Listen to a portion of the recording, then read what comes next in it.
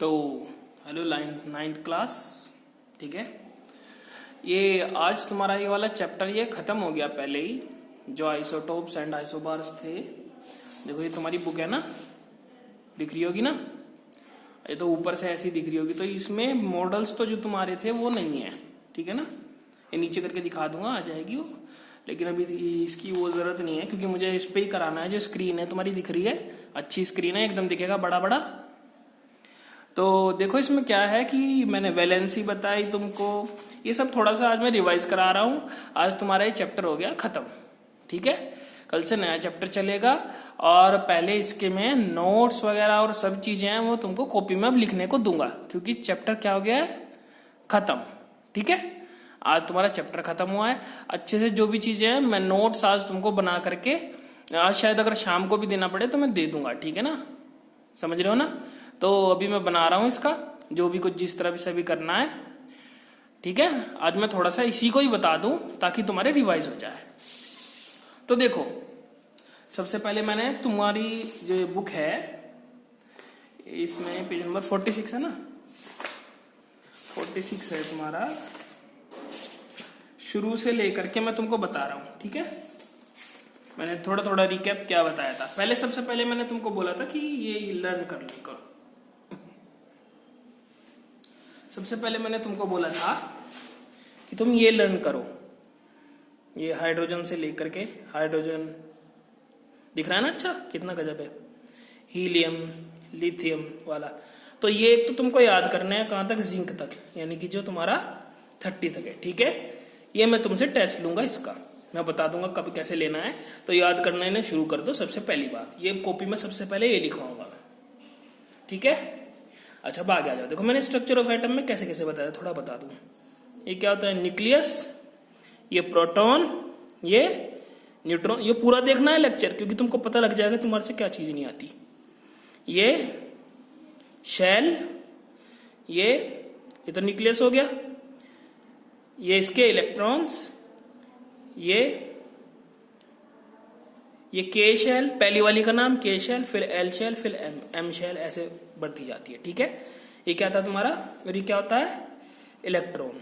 और ये क्या है, ये जो पूरा का पूरा, ये पूरा का पूरा है, मैं ऐसे कर दूं, ये क्या है, ये पूरा का पूरा अंदर का, ये इसको कहते हैं न्यूक्लियस। क्या कहते हैं, न्यूक्लियस। लिख दो यहां से ही, न्यूक्लियस, ठीक है। कोई प्रॉब्लम तो नहीं। अच्छा अब आगे देखो, हाँ जी। तो आगे हमारा के इसके अलावा अब आगे क्या था तुम्हारा, मैंने बताया था तुमको कि इलेक्ट्रॉन्स को कैसे भरते हैं। देखो मैंने ऐसे बताया, तुमको फॉर्मूला बताया था कैसे, ये था तुम्हारा 2n² का, ठीक है।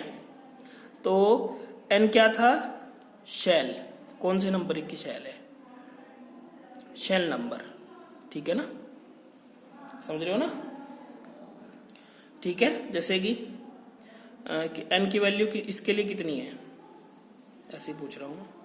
ये न्यूक्लियस है, मैंने ऐसे ये छोटा n से बना तो मैंने कैपिटल n से बनाया था, ठीक है।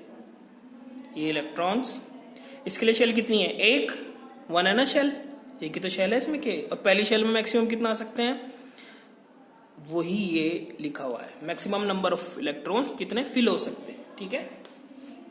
देखो कितने फिल हो सकते हैं, तो 2 को कुछ नहीं है इन दोनों के बीच में, तो मल्टीप्लाई n कितनी की वैल्यू है इसमें, एक ही तो शेल है, तो 1 का स्क्वायर कितना हो गया, 2 हो गया। और एक और बढ़ा देंगे तो इसमें कितने आ सकते हैं, तो 2 कितनी शेल है, 2, 2 का स्क्वायर, 2 मल्टीप्लाई 2 मल्टीप्लाई 2 कितना हो गया, 8, ठीक है। मिटो दूं, चलो। इसके बाद क्या बताया था मैंने, वैलेंसी कितनी होती है, नीचे तुम्हें सारे बनाने के लिए दे रखे हैं, मैंने कहा था कि प्रैक्टिस कर लेना। वैलेंसी, वैलेंसी क्या होती है, उसकी किसी की भी कंबाइनिंग कैपेसिटी। तो मैं तुमको कंपैरिजन से समझा रहा हूं। देखो जो एक तुम्हारा ये एटम होता है वो या तो लूज करता है इलेक्ट्रॉन, क्या करता है, लूज करता है, या क्या करता है, गेन करता है। तो यह है कि इसमें कि लूज और गेन कब करेगा, ठीक है ना। अब बताओ, देखो ये तुम्हारा न्यूक्लियस है, प्रोटॉन न्यूट्रॉन ऐसे ही बना दो। इसमें मान लिया तुम्हारा, अरे अरे यार ये थोड़ा पसीना आ रहा है, रुको, हो गया चलो।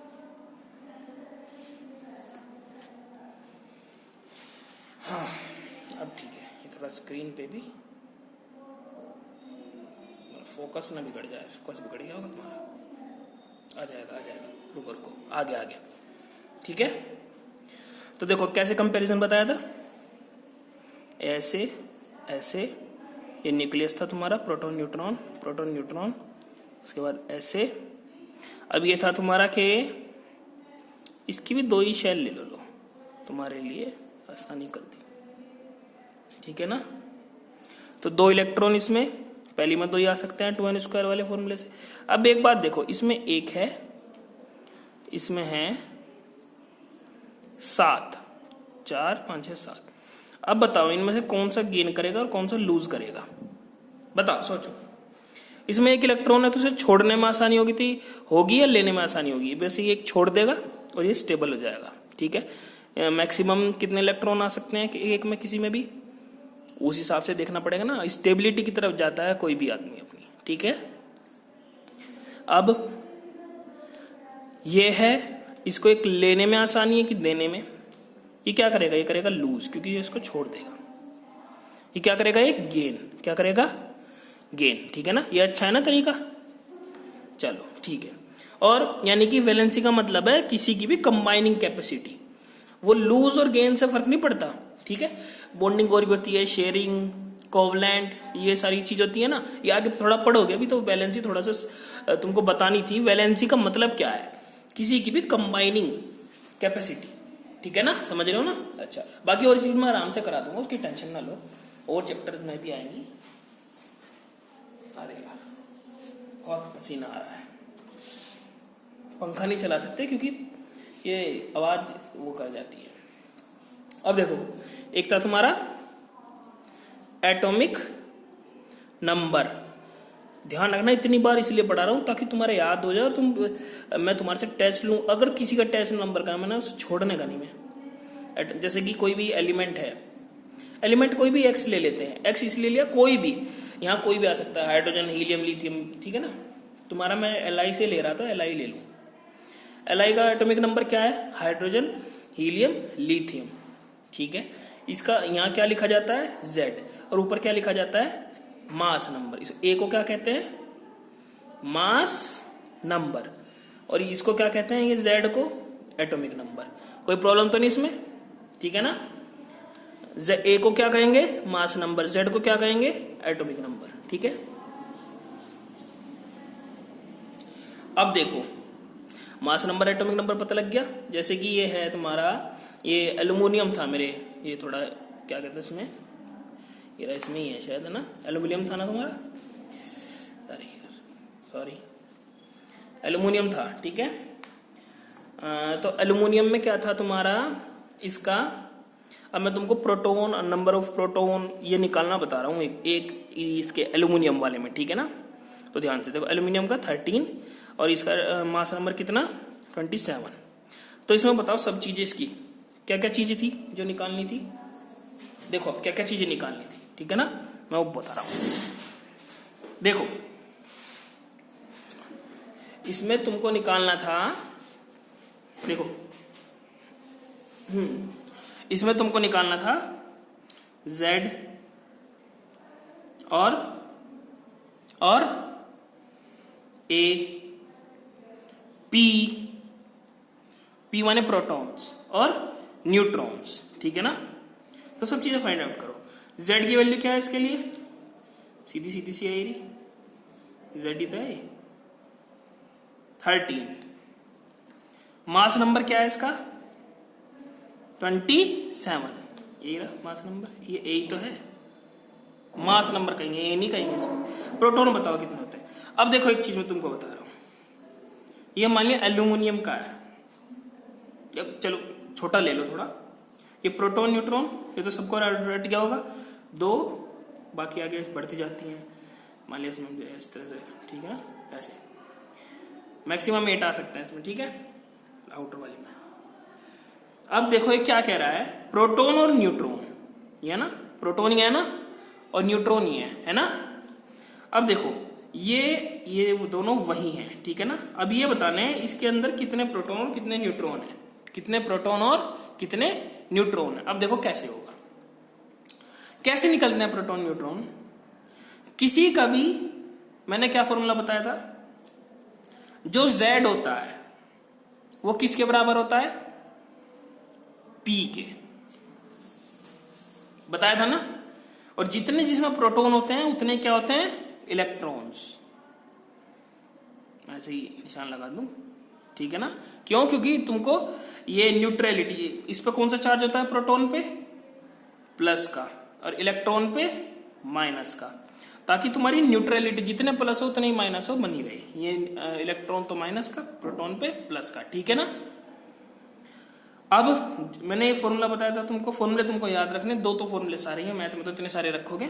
Z जो है P के इक्वल होता है, जितना एटॉमिक नंबर होता है उतने उसमें क्या होते हैं, प्रोटॉन्स। अच्छा, अब मास नंबर का क्या फॉर्मूला होता है, क्या होता है बताओ, उसका प्रोटॉन्स प्लस, अरे सॉरी प्लस है प्रोटॉन्स प्लस बताओ उसके न्यूट्रॉन्स, ठीक है, कितने न्यूट्रॉन्स। किसी का भी मास नंबर, क्योंकि क्या होता है कि एटॉमिक मास किसी भी जो एटम का है वो उसके न्यूक्लियस से ही मतलब ऐसे निर्धारित होता है, ऐसे समझ लो, ठीक है ना। उसका कारण है वो आगे पढ़ोगे, जो थोड़ा डीप पढ़ोगे, क्योंकि इनका बहुत कम मास हो जाता है, न्यूक्लियस में ही 99.9% इसका मास आ जाता है, इस तरह से है, ठीक है। अब देखो आगे, प्रोटॉन और न्यूट्रॉन ये हो गया। अब देखो हमको किसमें क्या चीज पता है, मास नंबर कितना है 27, ठीक है। प्रोटॉन कितने हैं, जितना एटॉमिक नंबर 13, और न्यूट्रॉन क्या करना है, निकालना है, तो इसमें से इसको माइनस कर दो, 14 बच गया, 14 नहीं 28, एक कम है,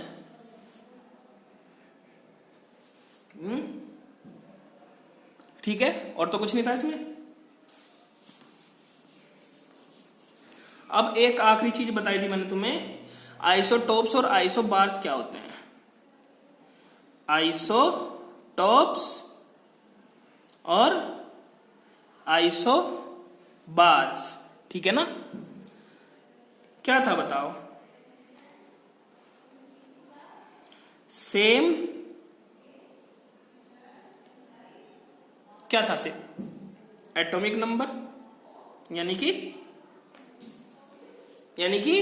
मैं यहां पे मिटो करके लिखूंगा वो चीज Z, और इसमें क्या चीज सेम है, आइसोबार्स में मास नंबर A, और इसमें डिफरेंट क्या है, एटॉमिक मास। इसमें क्या चीज डिफरेंट है, atomic number, Z atomic number, A atomic mass. Isotopes और आइसो माने क्या बताया था, सेम, दोनों में फर्क पता लग गया, क्या होते हैं आइसोटोप्स। अब दो मैंने आइसोटोप्स बताए थे कि कौन कौन आइसोटोप्स, एग्जांपल लेके बताए थे ना, कार्बन के बताए थे, शायद कार्बन के बताए थे ना, और कोई किसी के बताए थे, कार्बन के ही थे। देखो 6, 12, 6, अब कहोगे दोनों कार्बन है लेकिन अलग अलग ऊपर लिख दिया जी, ये दोनों अलग अलग चीजें हैं, समझ रहे हो। इनको ही आइसोटोप्स बोलते हैं, जिनका एटॉमिक नंबर सेम हो। कार्बन के दो आइसोटोप्स कह लीजिए होते हैं, same atomic number, different atomic mass. ये क्या है, ये Z सेम है इनका या नहीं, ये Z है ये A है, तो इनका क्या चीज सेम है, ऐसे लगा लो ना, जिसको जो वो हो, same atomic number, mass number क्या है डिफरेंट, तो क्या होंगे आइसोटोप्स। क्या आइसोबार होंगे, आइसोटोप्स। और आइसोबार्स मैंने एग्जांपल कौन सा बताया था तुमको आइसोबार्स का, मैंने बताया था तुमको ये, हाँ, कैल्शियम और आर्गन। देखो कैल्शियम Ca, ये आर्गन, कैल्शियम का एटॉमिक नंबर याद कर, अभी किया नहीं होगा करना, इसका 20 होता है, इसका 18 होता है, और दोनों का मास नंबर होता है 40। तो मास नंबर इनका सेम हुआ कि अलग अलग, सेम। एटॉमिक नंबर क्या हुआ इनका, क्या हुआ, सेम है ना, अलग अलग यानी कि डिफरेंट। ये सेम ऐसे लिख दूं मैं, सेम ठीक है ना, कोई दिक्कत तो नहीं। अब ये हो गया, अब कल को नया चैप्टर पढ़ेंगे और पढ़ते रहेंगे। लिखने का काम मैं जो दूंगा वो तुम ऐसे ही पूरा करते रहना। कोई भी लेक्चर तुम्हारा ऐसे नहीं जाएगा जो मैं लिखने का काम बताऊंगा यहाँ पे, ठीक है ना, वो दे दूंगा मैं।